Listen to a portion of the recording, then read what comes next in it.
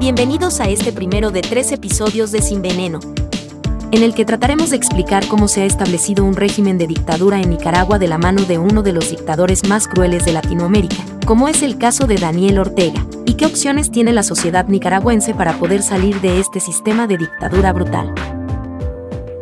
Para ello utilizaremos una herramienta de análisis político llamada la teoría del selectorado, que nos permitirá entender de forma práctica cómo el Frente Sandinista, de la mano de su líder el llamado Carnicero de El Carmen, pudo regresar al poder en 2006, y desde entonces ha venido construyendo y consolidando el actual régimen totalitario con el que gobierna este país centroamericano de poco más de 5 millones de habitantes. Pues bien, comencemos.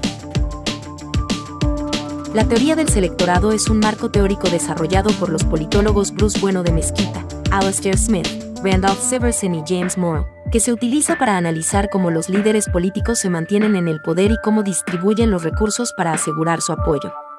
A pesar de que este marco de análisis no incluye factores como la cultura política, las ideologías y la moral de la sociedad en la que se desarrollan los sistemas políticos, esta resulta ser interesante porque ofrece una explicación sobre las dinámicas del poder en diferentes sistemas políticos que van desde democracias hasta dictaduras. Además, nos brinda una visión práctica y económica de la política, enfocada en cómo los líderes políticos gestionan los recursos para mantenerse en el poder, argumentando que lo que realmente importa no es si un país tiene elecciones o no, sino el tamaño de lo que han denominado el selectorado y la coalición ganadora. El selectorado es el conjunto de personas con la posibilidad de influir en la elección del líder, el cual puede ser amplio en los sistemas democráticos, y que corresponden a las personas en edad de votar y cuentan con credenciales para ejercer su derecho al voto. En cambio, en los regímenes de autocracias, este selectorado corresponde a un pequeño grupo de personas y normalmente están conformados por las élites políticas, económicas y militares. Es importante entender que dentro del selectorado la coalición ganadora es el grupo clave cuyo apoyo es necesario para que el líder llegue y se mantenga en el poder. En este caso, los países con selectorados reducidos suelen ser aquellos gobernados por regímenes autoritarios, donde el poder está concentrado en manos de un grupo pequeño de élites que tienen la capacidad de influir o determinar quién mantiene el liderazgo. Estos regímenes pueden ser dictaduras militares, monarquías absolutas o regímenes de partido único.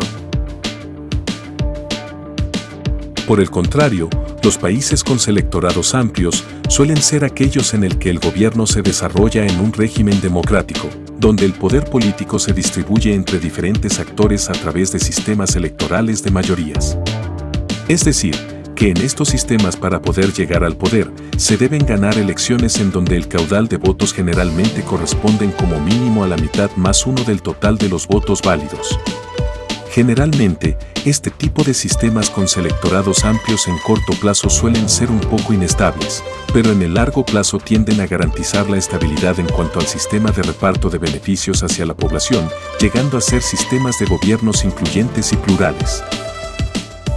Así los líderes, dependiendo del tamaño de su coalición ganadora, reparten beneficios públicos, siendo que, dentro de las democracias, los implementan a través de programas sociales o brindando mejores servicios de salud, educación, seguridad ciudadana, seguridad social, infraestructura, transporte público, cuidado del medio ambiente, entre otros. O bien con beneficios privados en las autocracias, como pagos directos a través de la corrupción, también mediante beneficios preferentes a grupos específicos o personas, lo cual podría incluir exoneraciones fiscales, leyes especiales, entre otros. En ambos casos, para asegurar la lealtad de los grupos beneficiarios, ambos regímenes deben otorgar a los grupos que los llevan al poder una serie de incentivos que garanticen la lealtad de estos. Sin embargo, en el caso de las autocracias, estos beneficios, al ser orientados a pequeños grupos de poder, dejan a la población en general sin influencia directa y fuera de la dinámica de poder. Cabe resaltar que los mecanismos de reparto suelen combinarse en ambos sistemas, pues excluir de forma tajante a las mayorías. Los sistemas con selectorados reducidos tenderían a elevar su nivel de riesgo de golpes de Estado o enfrentar de forma recurrente crisis políticas, como la que ha afectado a Nicaragua desde el año 2018. Corea del Norte es uno de los casos emblemáticos de selectorados reducidos, cuyo régimen es catalogado como dictadura dinástica. Su selectorado es extremadamente reducido, compuesto principalmente por altos mandos militares, miembros del partido gobernante, el Partido de los Trabajadores de Corea, así como familiares cercanos del líder Kim Jong-un. Este grupo selecto es el que tiene la influencia directa para mantener el poder en manos del líder, a través de la lealtad y la represión ejercida por los aparatos de seguridad del país. Otro estado con un selectorado reducido es China. Bajo su régimen de partido único con el Partido Comunista Chino, aquí el selectorado tiene una estructura formalmente más amplia, con millones de miembros del Partido Comunista, pero el verdadero poder recae en un pequeño grupo de élites del partido, principalmente con los miembros del Comité Permanente del Politburó. Y es este reducido grupo de líderes quienes determinan quién asciende a los cargos más altos del país. En el caso de Rusia, este se define como un régimen de autoritarismo electoral. Aunque Rusia tiene elecciones formales, el verdadero selectorado es pequeño, compuesto por élites cercanas al presidente Vladimir Putin, como empresarios oligarcas, altos oficiales de los servicios de seguridad, FSB y miembros influyentes del aparato estatal. Estas personas garantizan el mantenimiento del poder de Putin a cambio de privilegios y beneficios privados. En el caso del régimen de Nicaragua, en nuestra próxima entrega veremos cómo se ha constituido su selectorado y cuáles han sido las dinámicas que se han establecido para conservar el poder, a pesar de haber tenido desde 2018 una grave crisis política que desde entonces mantiene en estado de alerta a todo el grupo de poder político y las élites económicas como militares.